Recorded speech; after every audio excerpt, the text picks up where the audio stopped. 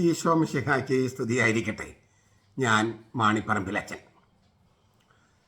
ഏതാനും ദിവസങ്ങൾക്ക് മുൻപ് ഞാൻ അറിയിച്ചിരുന്നത് പോലെ ഇക്കൊല്ലത്തെ ദുഃഖ്രാന തിരുനാൾ നാം ദുഃഖ്രാന നവോത്ഥാന സമ്മേളനമായി ആചരിക്കുകയാണ്. ദുഃഖ്രാന നവോത്ഥാന ദിനമായി ആചരിക്കുകയാണ്. ക്രിസ്തുവർഷം 52 നമ്മുടെ പിതാവായ മാർത്തോമ ശ്ലീഹ ദക്ഷിണേന്ത്യയിൽ കപ്പലിറങ്ങിയത്. അതിൻ്റെ 1975 ജൂബിലിയാണ് 2027. ശ്ലീഹായുടെ ഭാരതപ്രവേശന തിരുനാൾ നാം ആഘോഷിക്കുന്നത് നവംബർ മാസത്തിലാണ്.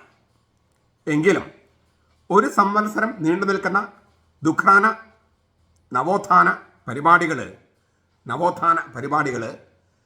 ശ്ലീഹായുടെ തിരുനാൾ ദിവസമായ ദുഃഖ്രാനിൽ തന്നെയാണ് ആരംഭിക്കേണ്ടത് എന്ന് കരുതി. എന്തൊക്കെയാണ് ഈ ദുഃഖ്രാന നവോത്ഥാന ജൂബിലി വത്സരത്തിൽ നാം ചെയ്യുകയെന്ന് വഴിയെ അറിയുന്നതാണ്. മാർത്തോമാ ശ്ലീഹ സ്ഥാപിച്ച സഭയാണ് സീറോ മലബാർ പൗരസ്ത്യ കത്തോലിക്ക സഭ. മാർത്തോമായുടെ നേർ ശിഷ്യനായ അദ്ദായിയുടെയും അദ്ദേഹത്തിൻ്റെ ശിഷ്യനായ മാറിയുടെയും പേരിലുള്ള അനാഫ്രയാണ് നാം ദിവസവും അർപ്പിക്കുന്ന കുർബാന തന്നെ. ക്രിസ്തു മതത്തിൽ ഏറ്റവും പുരാതനമായിട്ടുള്ളത്. ക്രിസ്തുവർഷം 100 എഴുതപ്പെട്ട ഡിഡാഹെ എന്ന രേഖയിൽ 12 അപ്പസ്തോലന്മാരുടെ പ്രബോധനങ്ങൾ എന്ന പേരിൽ അറിയപ്പെടുന്ന ഡിഡാഹെ എന്ന രേഖയിൽ കാണുന്ന അനാഫ്രയോട് സാമ്യമുള്ള അനാഫ്രയാണ് ഈ അദ്ദായി മാറി ശ്ലീഹന്മാരുടെ പേരിലുള്ള കൂദാശക്രമം. ഇത്രയും പ്രാചീനവും ഈശോയുടെയും ശ്ലീഹന്മാരുടെയും മനസ്സിനോടും സെമിറ്റിക് ചിന്തയോടും അടുത്തു നിൽക്കുന്നതുമായ മറ്റൊരു ലിറ്റർജി, ഒരു കുർബാനക്രമം കത്തോലിക്ക സഭയിലില്ല, ക്രിസ്തുമതത്തിലില്ല. ദൗർഭാഗ്യമെന്ന് പറയട്ടെ, ഇത്രമാത്രം വികൃതമാക്കപ്പെട്ട പാശ്ചാത്യവൽക്കരിക്കപ്പെട്ട മറ്റൊരു ലിറ്റർജിയും സഭയിലില്ല. 1934 വത്തിക്കാൻ മുൻകൈയെടുത്താണ് ഈ പുരാതനമായ സമ്പന്നമായ ലിറ്റർജി എന്ന നിധി അത് വീണ്ടെടുക്കാനുള്ള പ്രക്രിയ ആരംഭിച്ചത്. ഇപ്പോൾ എറണാകുളം അങ്കമാലി അതിരൂപതയിൽ ഒഴികെ മറ്റെല്ലായിടത്തും അത് സാങ്കേതികമായിട്ടെങ്കിലും വീണ്ടെടുക്കപ്പെട്ടിട്ടുണ്ട്, അർപ്പിക്കപ്പെടുന്നുണ്ട്. എങ്കിലും ധാരാളം വൈരൂപ്യങ്ങൾ, വികൃത രൂപങ്ങൾ ഇപ്പോഴും നിലനിൽക്കുന്നുണ്ട് താനും.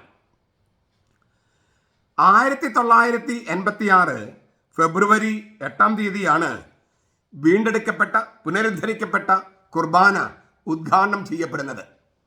അത് ചെയ്യാൻ മാർപ്പാപ്പ തന്നെ കേരളത്തിലെത്തി. ജോൺ പോൾ II മാർപ്പാപ്പ. ഞാൻ ആ കുർബാനയിൽ സംബന്ധിച്ചവനാണ്. അന്ന് ഞാൻ സെമിനാരിയിലാണ്, അച്ഛനായിട്ടില്ല. ഞങ്ങളെ ലിറ്റർജി പഠിപ്പിച്ചിരുന്ന ഒരു വൈദികനാണ് മാർപ്പാപ്പയുടെ കുർബാനയിൽ കർമ്മോപദേഷ്ടാവ്, മാസ്റ്റർ ഓഫ് സെറിമണി. എന്തുകൊണ്ട്? ഈ കുർബാനയുടെ തക്സ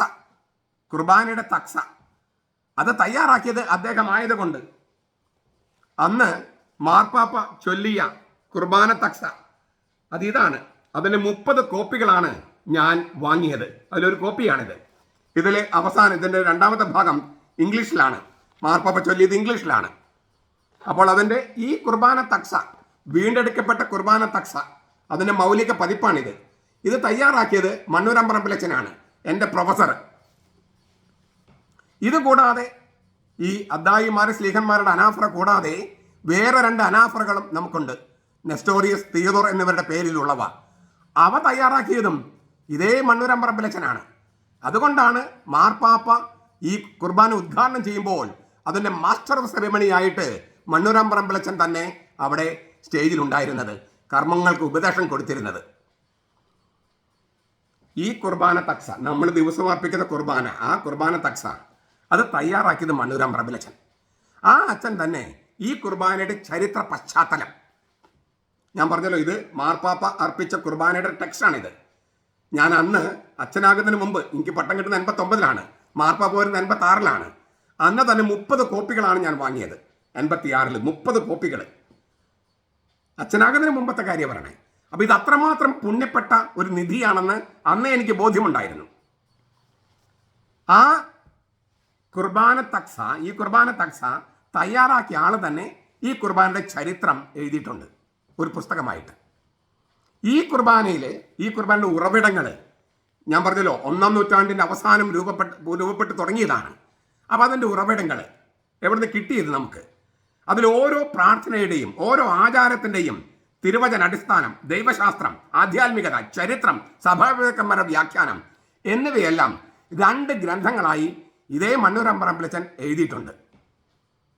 ഈ തക്സ തയ്യാറാക്കി തന്നെ അതിൽ ചരിത്രവും വ്യാഖ്യാനവും തയ്യാറാക്കി എന്ന് പറഞ്ഞാൽ അതിനേക്കാൾ നല്ല വ്യാഖ്യാനം സ്വപ്നങ്ങളിൽ മാത്രമായിരിക്കും, അല്ലേ? ഈ 3 പുസ്തകങ്ങൾ, ഇതിൻ്റെ ചരിത്രം, നമ്മുടെ കുർബാനയുടെ ചരിത്രം, നമ്മുടെ കുർബാനയുടെ ഓരോ ആചാരങ്ങളുടെയും അതിൻ്റെ ഉറവിടം, അതിൻ്റെ അർത്ഥം, അതിൻ്റെ ആചാരങ്ങളുടെയും പ്രാർത്ഥനകളുടെയും അർത്ഥം, സഭാപിതാക്കന്മാരുടെ വ്യാഖ്യാനം, തിരുവചനങ്ങളുടെ അടിസ്ഥാനം, ഇതെല്ലാം ചേർന്നിട്ടുള്ള ഈ 3 പുസ്തകങ്ങൾ, കുർബാനയുടെ വ്യാഖ്യാനം വാല്യം 1, 2, കുർബാനയുടെ ചരിത്ര പശ്ചാത്തലം 1 പുസ്തകം, ഇങ്ങനെ 3 പുസ്തകങ്ങളുടെ പ്രകാശനം, റിലീസിങ് ഈ ദുഃഖാന നവോത്ഥാന സമ്മേളനത്തിൽ വെച്ച് നടത്തപ്പെടുകയാണ്. ദുഃഖാന നവോത്ഥാനത്തിൻ്റെ ഏറ്റവും വലിയ ലക്ഷ്യം ഈ പൗരാണിക നിധി അതിൻ്റെ എല്ലാ പ്രൗഢിയോടും ഗാംഭീര്യത്തോടും കൂടെ വീണ്ടെടുക്കപ്പെടുകയും എല്ലാ പള്ളികളിലും നടപ്പാക്കുകയുമാണ്. അതിനും ആദ്യമേ വേണ്ടത് എന്താണ്? ഇതെല്ലാവരും നടപ്പാക്കണമെങ്കിൽ, വികൃതമാക്കാതെ വിരൂപമില്ലാതെ നടപ്പാക്കണമെങ്കിൽ ആദ്യം വേണ്ടത് ഈ കുർബാന എന്താണെന്ന് ഗ്രഹിക്കുകയാണ്. അതിനുള്ള ഏറ്റവും നല്ല മാർഗമാണ് ഈ 3 പുസ്തകങ്ങൾ. നസ്രാണികളായ എല്ലാവരുടെയും കയ്യിൽ, ഒരു വീട്ടിലൊരു പുസ്തകമല്ല, എല്ലാവരുടെ കയ്യിലും ഉണ്ടായിരിക്കുന്ന പുസ്തകങ്ങളാണിവ. ആ പുസ്തകങ്ങളുടെ പ്രകാശനമാണ് ഈ ദുഃഖാന നവോത്ഥാന സമ്മേളനത്തിലെ പ്രധാനപ്പെട്ട ആകർഷണം. അതുകൊണ്ട് തന്നെ ഒരു കാര്യം കൂടി ഞാൻ പറഞ്ഞോട്ടെ. നമ്മൾ ഇപ്പോൾ ഈ വീഡിയോ കേൾക്കുന്നവരും നമ്മൾ മിക്കവരും തന്നെ എല്ലാ ദിവസവും കുർബാന സംബന്ധിക്കുന്നു, ചുരുങ്ങിയ പക്ഷം ഞായറാഴ്ചയിലെങ്കിലും. അപ്പോൾ ഈ കുർബാന ചരിത്രം നമുക്കറിയണ്ടേ? ഇത് ഈശോയിൽ നിന്ന് എങ്ങനെയാണ് നമുക്ക് തോമസിലേക്ക് നിന്ന് എങ്ങനെ കൈമാറി കിട്ടിയ ചരിത്രം നമുക്കറിയണ്ടേ? വേണം. ഇതിലെ പ്രാർത്ഥനകളുടെ അർത്ഥം ഗ്രഹിക്കണ്ടേ? വേണം. ഇതിലെ ആചാരങ്ങൾ ഇല്ലേ, അങ്ങോട്ട് തിരിയുന്നു, എഴുന്നേറ്റ് നിൽക്കുന്നു, കൈകൾ ഇത്ര ഉയർത്തിപ്പിടിക്കുന്നു, അച്ഛൻ ചെയ്യേണ്ട കാര്യങ്ങൾ, ഡീക്കൻ ചെയ്യേണ്ട കാര്യങ്ങൾ, ഇങ്ങനെ ഒരുപാട് അനുഷ്ഠാനങ്ങളും ആചാരങ്ങളുമുണ്ട്. അതിൻ്റെ എല്ലാം ദൈവശാസ്ത്രം, തിരുവചനം എന്താണ് സൂചിപ്പിക്കുന്നത്, അതിന് നമ്മൾക്ക് അതുമായിട്ടുള്ള ബന്ധം, ഇതൊക്കെ അറിയണ്ടേ? എന്തിനാണ് അച്ഛൻ അങ്ങനെ ചെയ്യുന്നത്, എന്തിനാണ് ഇങ്ങനെ ചെയ്യുന്നത് എന്ന് നമുക്ക് അർത്ഥം ചോദിക്കില്ലേ? നമുക്ക് അതിനൊക്കെ അർത്ഥം അറിയണ്ടേ? അതിനാൽ കുർബാനയെ സ്നേഹിക്കുന്നവരും ഈശോയുടെ നേർശിഷ്യനായ തോമാസ് ലീഗ സ്ഥാപിച്ച സീറോ മലബാർ സഭയെ സ്നേഹിക്കുന്നവരും ഈ പുസ്തകം സ്വന്തമാക്കണം. അവരാണ് ഈ സമ്മേളനത്തിൽ പങ്കെടുക്കാൻ വരുന്നതും. ഈ സഭയെ സ്നേഹിക്കുന്നവരും ഈ കുർബാനയെ സ്നേഹിക്കുന്നവരുമാണ് ഈ സമ്മേളനത്തിൽ പങ്കെടുക്കാൻ വരുന്നത്. ഈ കുർബാന നടപ്പാകാത്ത ഏക രൂപതയാണ് എറണാകുളം അങ്കമാലി അതിരൂപത. സീറോ മലബാർ സഭയുടെ ആസ്ഥാന രൂപതയിൽ ഇത് നടപ്പായിട്ടില്ല. അതിൻ്റെ കോലാഹലം ബഹളമൊക്കെ നിങ്ങൾക്കറിയാലോ. അതിനാൽ തന്നെ ഈ എറണാകുളം അങ്കമാലി അതിരൂപതയിലെ തിരുവാങ്കുളത്ത് വെച്ചാണ് ഈ ദുഃഖാന നവോത്ഥാന സമ്മേളനം നടത്താൻ ആദ്യം തീരുമാനിച്ചിരുന്നത്. അതവിടുന്ന് മാറ്റാനുള്ള കാരണം പിന്നീട് ഒരു വീഡിയോ ആയി ഞാൻ ചെയ്യുന്നതാണ്.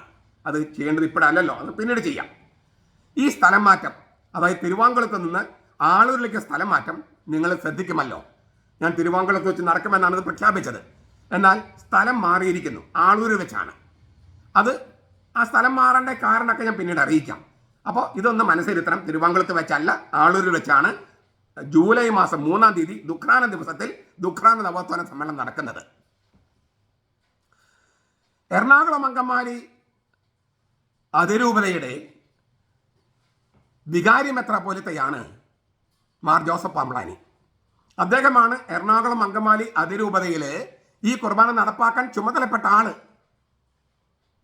വികാരി മെത്രാപ്പൊലിത്ത, എറണാകുളം അങ്കമാലി അതിരൂപത വികാരി മെത്രാപ്പൊലിത്തയാണ് അദ്ദേഹം തന്നെയാണ് ഈ കുർബാനയെക്കുറിച്ച്, ഏകീകൃത കുർബാന എന്ന് പറയുന്ന നമ്മുടെ കുർബാനയെക്കുറിച്ചുള്ള ഈ പുസ്തകങ്ങൾ റിലീസ് ചെയ്യുന്നത്. ഞാൻ പറഞ്ഞത് ശ്രദ്ധിക്കണേ. എറണാകുളം അങ്കമാലി അതിരൂപതയിൽ ഏകീകൃത കുർബാന നടപ്പാക്കാൻ ചുമതലപ്പെട്ട ആളാണ് മാർ ജോസഫ് പാമ്പ്ളാനി പിതാവ്. അദ്ദേഹം തന്നെ ഈ ഏകീകൃത കുർബാന എന്ന് പറഞ്ഞാൽ നമ്മുടെ കുർബാന തക്സയുടെ ചരിത്രവും അതിലത്തെ ഓരോ പ്രാർത്ഥനയുടെയും ആചാരങ്ങളും അർത്ഥവും വ്യാഖ്യാനിക്കുന്ന പുസ്തകങ്ങളും റിലീസ് ചെയ്യുന്നത് അദ്ദേഹം തന്നെയാണ്. അപ്പോൾ ഈ കുർബാന നടപ്പാക്കാൻ അദ്ദേഹം എടുക്കുന്ന പ്രസാദാത്മകമായ ചുവടുവെപ്പുകളിൽ ഒന്നായിട്ടാണ് ഞാൻ അതിനെ കാണുന്നത്. ഈ കുർബാനയെ, ഏകീകൃത കുർബാനയെ പ്രോത്സാഹിപ്പിക്കാൻ അദ്ദേഹത്തിന് താല്പര്യമില്ലായിരുന്നെങ്കിൽ ഇത് റിലീസ് ചെയ്യാൻ അദ്ദേഹം സമ്മതിക്കുമായിരുന്നോ? ഈ ഏകീകൃത കുർബാനയെ, അതിന്റെ തക്സയെ, അതിന്റെ വ്യാഖ്യാനത്തെ, അതിന്റെ ചരിത്രത്തെ പ്രോത്സാഹിപ്പിക്കാൻ താല്പര്യമുള്ളത് കൊണ്ടല്ലേ അദ്ദേഹം ഇതിൽ പങ്കെടുത്ത് ഇത് പ്രകാശനം ചെയ്യാമെന്ന് സമ്മതിച്ചത്, സന്തോഷത്തോടെ സമ്മതിച്ചത്? മാത്രമല്ല, മണ്ണൂരം പറമ്പിലച്ചൻ തലശ്ശേരി അതിരൂപതയിൽപ്പെട്ട ആളാണ്. ഈ കുർബാന തക്സ തയ്യാറാക്കിയ ആള് മാർ ജോസഫ് പാംപ്ലാനി പിതാവാണ്. അദ്ദേഹത്തിന്റെ ആ അതിരൂപതയുടെയും അധ്യക്ഷൻ എന്ന നിലയ്ക്ക് മണ്ണൂരം പറമ്പിലച്ചന്റെയും പിതാവ്. കുർബാനയുടെ തക്സ തയ്യാറാക്കിയ തലശ്ശേരിക്കാരനായ അച്ഛനെ ബഹുമാനിക്കുന്ന ചടങ്ങ് ഉദ്ഘാടനം ചെയ്യാൻ പാംപ്ലാനി പിതാവ് അങ്ങേയറ്റം സന്തോഷത്തോടെ സമ്മതിക്കുകയായിരുന്നു. അത് വളരെ പ്രസാദാത്മകമായ കാര്യമായിട്ടാണ് ഞാൻ മനസ്സിലാക്കുന്നതും ഞാൻ അങ്ങനെയാണ് അതിനെ വീക്ഷിക്കുന്നത്. ആവർത്തിക്കുന്നു, ഇരിങ്ങാലക്കുട രൂപതയിലെ ആളൂരിലുള്ള ലോഗോസ് നഗർ എന്ന് പേരിട്ടിരിക്കുന്ന ഓഡിറ്റോറിയത്തിലാണ് ഈ ദുഃഖാന നവോത്ഥാന സമ്മേളനം. ആളൂർ അങ്ങാടിയിൽ തന്നെയാണ്. പോട്ട ജംഗ്ഷനിൽ നിന്ന് 4 കിലോമീറ്റർ ഇരിങ്ങാലക്കുട റൂട്ടിലേക്ക് പോയാൽ ആളൂർ ജംഗ്ഷനായി. ആളൂർ ജംഗ്ഷനിൽ തന്നെയാണ് ഈ മാള ടൗൺ കോഓപ്പറേറ്റീവ് സഹകരണ ബാങ്ക്. അതിൻ്റെ 3ാം നിലയുടെ ഓഡിറ്റോറിയത്തിലാണ്. ലിഫ്റ്റ് ഉണ്ട്, 10-15 പേർക്ക് കയറുന്ന ലിഫ്റ്റ് ഉണ്ട്. അവിടെ വെച്ചിട്ടാണ് ഈ നവോത്ഥാന സമ്മേളനം. ആളൂരിലുള്ള ഇതിന് തൊട്ടടുത്തുള്ള ബിബ്ലി അക്കാദമിയാണ് ഈ പുസ്തകങ്ങൾ ഇപ്പോൾ പ്രസാദനം ചെയ്യുന്നത്. ബിബ്ലി അക്കാദമിയുടെ സ്ഥാപകനും ഡയറക്ടറുമാണ് മാണിപ്പറമ്പിലച്ചൻ എന്ന ഈ ഉള്ളവൻ. എൻ്റെ സ്വന്തം പണം ഉപയോഗിച്ചിട്ടാണ്, മറ്റാരുടെയും പണം സ്വീകരിച്ചിട്ടല്ല ഈ പുസ്തകങ്ങൾ ഞാൻ പ്രസാദനം ചെയ്യുന്നത്. ഇതെന്തിനാ അച്ഛൻ ഇവിടെ പറയുന്നത് എന്ന് ആളുകൾ ചിന്തിക്കുന്നുണ്ടാവും. ചിന്തിക്കൽ തെറ്റൊന്നുമില്ല, ഇത് ഇവിടെ പറയേണ്ട കാര്യമല്ലെന്ന് തോന്നാം. പക്ഷേ എനിക്കെതിരെ കഴിഞ്ഞ കുറേ ദിവസങ്ങളായി ഒരു ഹെയ്റ്റ് ക്യാമ്പയിൻ, പകയോടെ എനിക്കെതിരെ പോസ്റ്റുകൾ ഇങ്ങനെ ഒന്നിന് പുറകെ ഒന്നായി ഇട്ടുകൊണ്ടിരിക്കുകയാണ് സോഷ്യൽ മീഡിയയിൽ. അതിനുള്ള ഹെയ്റ്റ് ക്യാമ്പയിനകത്തുള്ള ചില സംഗതികൾ എന്താ പറയുക, കല്ല് വെച്ചെന്ന് പറഞ്ഞാൽ പോലും ശരിയാകില്ല. പൈശാചികമായ കാര്യങ്ങളാണ് എഴുതി വിട്ടിരിക്കുന്നത്. അത് പിശാചിൻ്റെ പ്രവർത്തനമാണ് എന്ന് നിങ്ങളെ ബോധ്യപ്പെടുത്താൻ വേണ്ടിയാണ് ഞാൻ പറഞ്ഞത്. ഞാൻ ആവർത്തിക്കുകയാണ്, എൻ്റെ പണം ഉപയോഗിച്ചിട്ടാണ്, മറ്റാരുടെയും പണം ഉപയോഗിച്ചിട്ടല്ല ഈ പുസ്തകങ്ങൾ ഞാൻ പ്രസാദനം ചെയ്യുന്നത്. എന്തിനാണ് ഞാൻ ഈ 5-6 ലക്ഷം രൂപ സ്വന്തം പോക്കറ്റും ചെലവാക്കി ഈ പുസ്തകങ്ങൾ പ്രസാദനം ചെയ്യുന്നത്? അത് ഈ കുർബാനയുടെ സ്നേഹം കൊണ്ട് മാത്രമാണ്. മറ്റൊരു ഛേദോവികാരം അതിൻ്റെ പുറകിലില്ല. ഈ കുർബാനയെ സ്നേഹിക്കുന്നവർക്ക്, ഇതിൽ പങ്കെടുക്കുന്നവർക്ക് ഈ കുർബാന അടുത്തറിയാൻ സാഹചര്യം സൃഷ്ടിക്കുക, അത് ഞാൻ ചെയ്യേണ്ടതാണ്. അതെൻ്റെ ഒരു ബോധ്യമാണ്.